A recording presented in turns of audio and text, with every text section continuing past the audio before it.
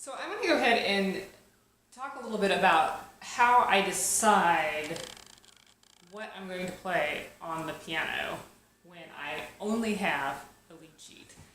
I'm a classically trained pianist, which means I really love notes. And when I started working as a music director in the small Lutheran church I work for, some of the contemporary music doesn't have notes, it has lead sheets. And so I had to build a new skill set. So I'm approaching this from somebody who thinks notes and had to learn chords. So if that's you, you're trying to do this, maybe this will help. The other thing you need to know about my situation is that I don't actually have a band. It's just me.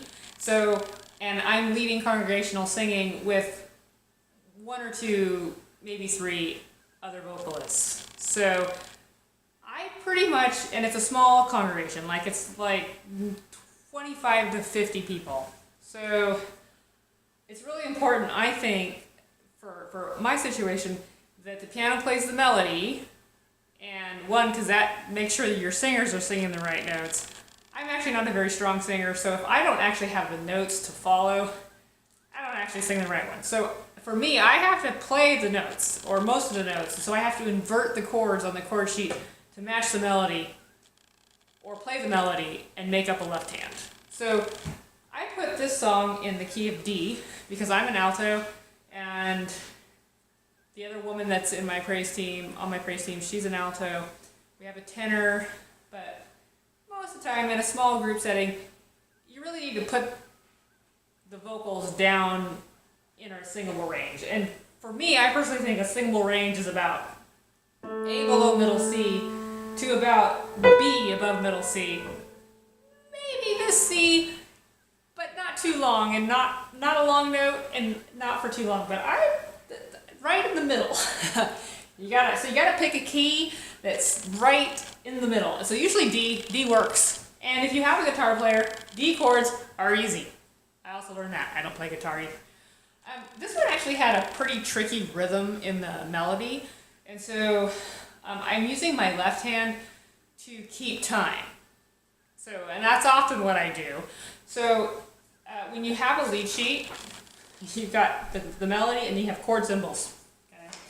So the first thing I do is I listen to the original recording, and then I look at the metronome mark, and then I just start working on getting the exact right timing. So, and I might even go, it says 74 to the quarter note, I might pick something like 100 to the eighth note, and then hammer that all out. So if I pick 100 to the eighth note, this is going to be really slow at first, but this is just the eighth note rhythm.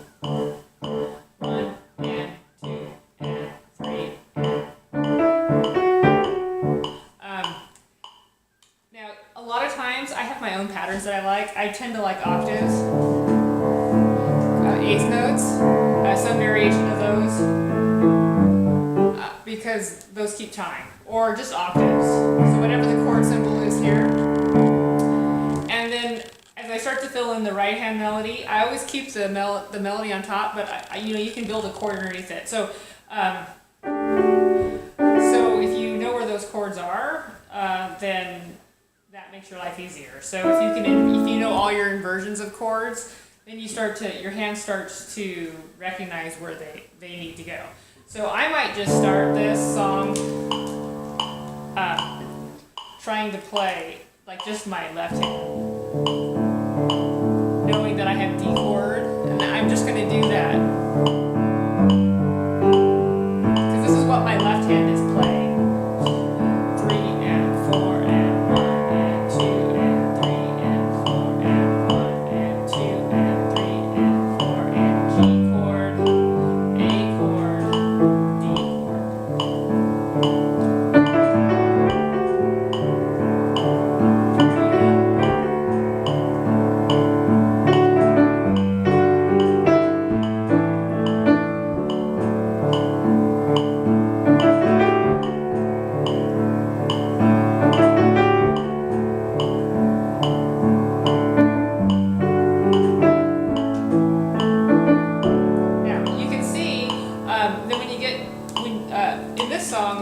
changes on the beats 1 and 3, but the melody anticipates the chord change. So like so till all my fears are gone. The chord shift to D, then it changes, but that D, the G chord is built underneath it. So often what I'll do, I'll add the rest of that A chord, the D chord, when I get to the downbeat. So and that takes a little bit of, you kind of start to get the feel for it the more chords you invert it. I've been developing this skill for about 5 years, and so I'm feeling much more comfortable when I just get a lead sheet and figuring out what I'm going to play and building it. And when I got to the chorus, I decided to switch to just quarter notes. It just gives it a different feel. In the verses, especially the first one, I was trying to create a nice smooth sound. So I'm going to use this for communion, and then we can build it up. See, I fill out the chords on the beat.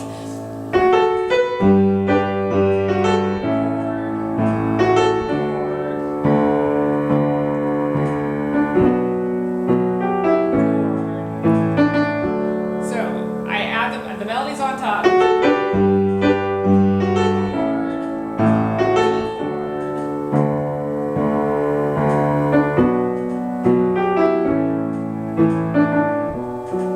to this for the interlude. And that's pretty much how I do it. And then the bridge.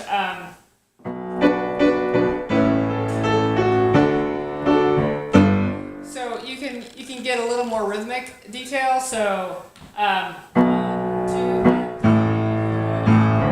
2. You might do a dotted quarter note and some eighth notes, because the eighth notes it'll push it towards the next beat.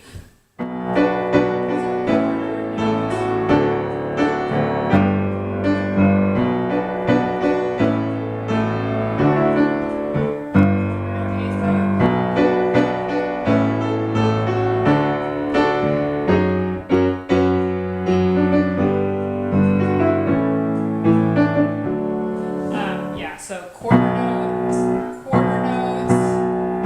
and then some quarter note, eighth notes.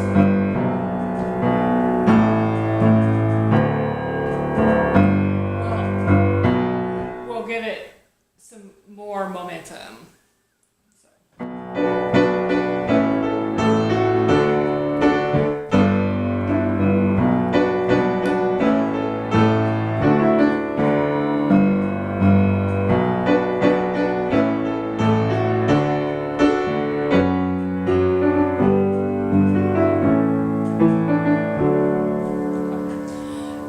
Also on this one, I play more chord. I play octaves a lot in my left hand, or some variation of octaves, and I fill in the chords from the lead sheet underneath the melody line. So if I have a B, so that's a B minor chord,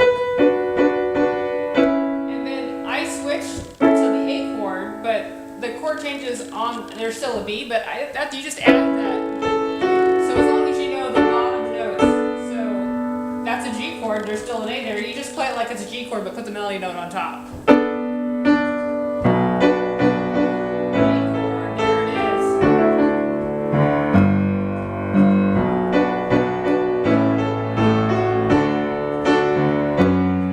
Now, this one might be kind of tricky, but you gotta not get wrapped up in all the little details of what the notes are in F sharp minor chord.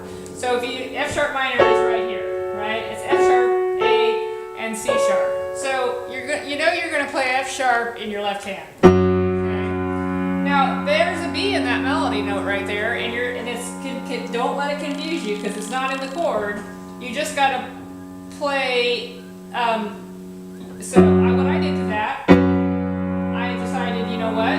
Well, what isn't an F sharp minor chord that's below the melody of B? So the C sharp, I decided, you know what? I'm going to put that C sharp on the bottom, and I'm going to use the F sharp there, and I'm just going to play a B there.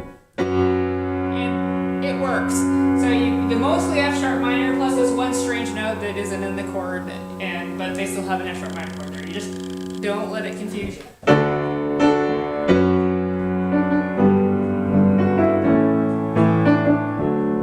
And so that's pretty much the different ideas I have and things I think about when I work on this. And then I started this yesterday, so I've put in several hours between, figuring out how I'm going to play it, playing it smoothly, kind of being able to sing it, but I'm not going to sing it on video, and figuring out if I had how to make my digital piano and do a backing track, and that's on another video I did today. So, and then hoping to practice it up in rehearsal for a couple weeks, and then we'll use it in worship. So that's my thought processes.